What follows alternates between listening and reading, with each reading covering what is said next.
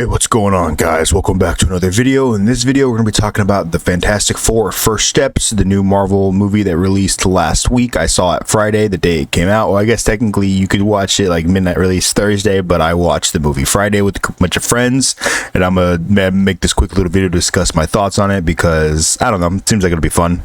Right off the bat, I just want to come out and say that I really love the movie. I thought it was really great. Thought it was really the best Fantastic Four movie we've gotten so far. Like, I mean, I know that's not a very high bar to clear, but I think Marvel Studios knocked it out of the park, and I think this movie's fantastic.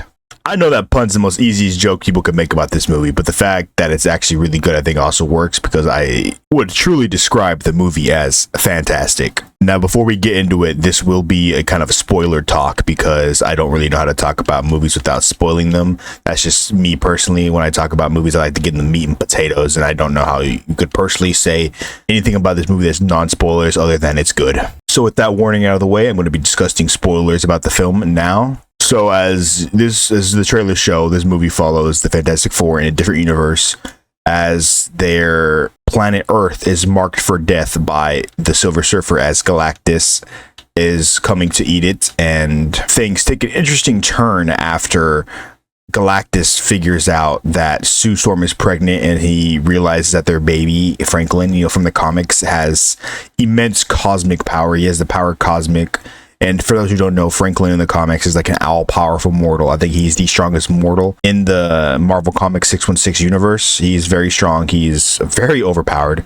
Very overpowered. He's an Omega level mutant, and I believe his mutant level powers is literally reality warp. So he can literally shape the fabric of reality any way he sees fit, and is a character I always found interesting in the comics because they use him a lot and in unique ways. And I know a lot of people think he's boring because of how overpowered he is, but I've always found that interesting, and I always think they do cool stuff with him. But now back to the movie. Of course, Reed and Sue don't want to give up their baby because Galactus is like, if you give up your baby, I won't eat your planet. And they're like, no. And this leads to a really cool sequence in the movie where they're in space. It's like Interstellar. They like have a space battle with Silver Surfer on their tail.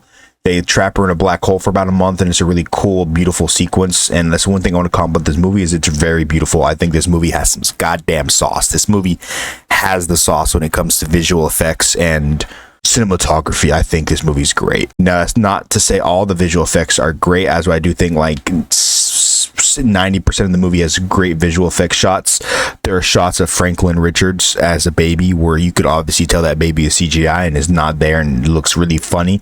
But other than that, this movie has the sauce. Another thing I want to commend this movie very well for doing is that it introduces a whole universe. So it starts off with like a montage of their origin. We get like a brief breakdown of what they've done in this world, villains they fought, how they've contributed to the world, and I think it's really cool. A nice little like introduction to these characters and this universe itself. So overall, all in all, that's a very positive for me. I don't think we missed a beat, and I think this is actually something the Fantastic Four does better than Superman. As you know, like I think in my Superman review, one of the biggest complaints I thought was that we were kind of just thrown in this universe, and a lot of stuff happens off screen that we don't really get to see. But a lot of stuff happens off screen in this movie that we do get to see, and I think that's great. I loved it. The first 10 minutes immediately had me hooked. Another point I want to mention is that the cast in this movie is absolutely great. Probably my favorite part about this movie, Shalaba, while not being everyone's favorite Silver Surfer, I think her actress, I'm blanking on her name at the moment, does a really good job at portraying the Silver Surfer in the big screen. I wish we got more of him, or her, sorry, my bad. Genuinely wish we got more of her, as I was loving the performance. I was loving everything about her. Another big highlight is Pedro Pascal. I know going into this movie there's a lot of controversy about his casting, as a lot of people just were tired of him being put in every movie and every TV show, but I think Pedro Pascal absolutely knocks it out of the park with his performance as Reed Richards. The Reed Richards is one of the smartest people in the Marvel Universe. I think the smartest person in the Marvel Universe. And you feel that like he just has constantly thinking about things, constantly has things on his mind. And this is like used to great effect, as when faced with the notion that he might have to give up his son to save everyone on planet Earth, he like in his mind briefly considers that, and leads to one of the most compelling scenes in the movie, in my opinion, when he has a talk with Vanessa Kirby, who plays Sue Storm, who also knocks it out of the park. I think she absolutely is great in this movie, but they have a talk back and forth where she mentions that sometimes him being himself hurts because he's kind of like a douchebag with a heart of gold. Like, he has very big IQ and he doesn't mean to say things as arrogantly as he does, but it comes across that way just because he's so smart.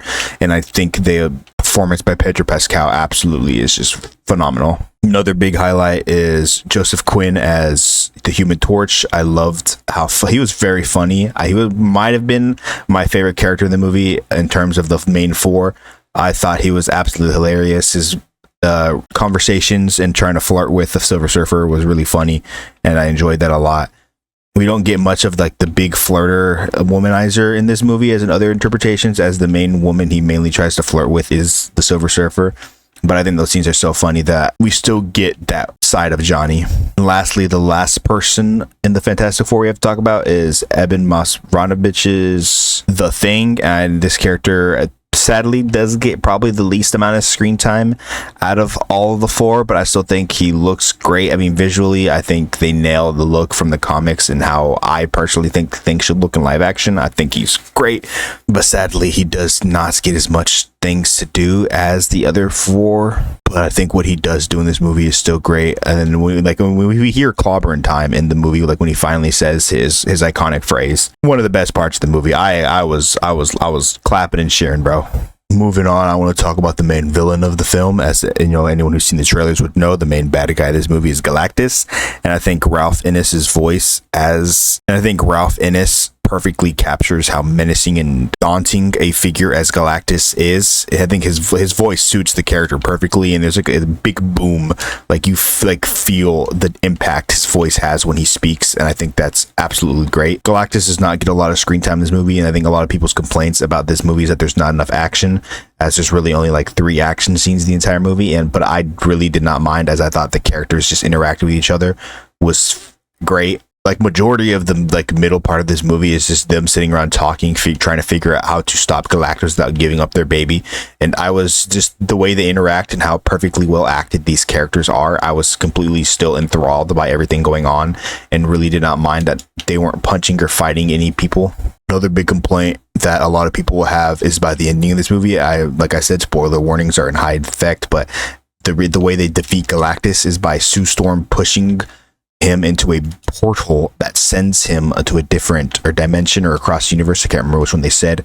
And I know a lot of people are going to complain, saying Sue Storm is kind of overpowered in this movie, and you know, she's overpowered in the comics. I don't really mind it. And the fact, like, this action physically kills her. Like, Sue Storm dies in this movie and is brought back to life by Franklin. So like, I think it perfectly makes sense. Like, she was absolutely like putting everything she had in this like force field, and it cost her life. So I think makes sense in this situation, and it completely worked for me. And the Silver Surfer's turn on Galactus also worked for me, as we get a little bit of her backstory, and we know that she like sacrificed herself to become a herald to save her daughter, her planet. We don't get a Norrin Rad mentioned in this movie, which I would have liked for the comic book fans, but it is what it is. But I know a lot of people are probably gonna say she turned too quickly, but no, Johnny and the Silver Surfer have had like the entire, like, a bunch of dialogue throughout the movie, and I think it slowly throughout the film you can see that it shifts her perspective, and it finally gets to her at the end whenever she has to push Galactus through the portal. And I think that all worked for me. I think they ended the only way they could, is that they didn't defeat the Galactus, they just stalled him.